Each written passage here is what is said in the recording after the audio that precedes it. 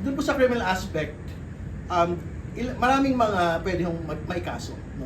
Sa pangalang Pangulo, kay Colonel La Chica, doon po sa mga involved po ng mga personalidad, hindi lang po plunder, kundi pati malversation. At the very least, malversation po yung pwede po nating kaso, no?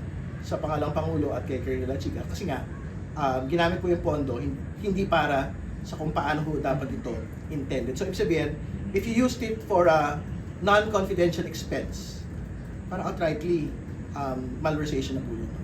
Yung plunder is a different matter kasi syempre, we have to be able to establish yung pong talagang direct benefit nito pong mga personalidad po na ito. But sa malversation po kasi, personal benefit is not an excuse.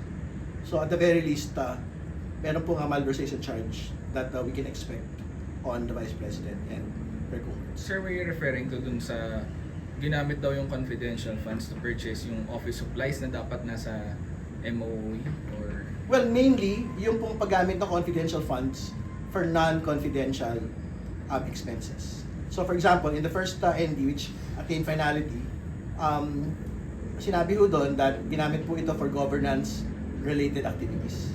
Hindi ba? And clearly from the rules po on the use of confidential funds, kailangan ho talaga very specific yung pong paggamit po nito for a confidential nature lang po.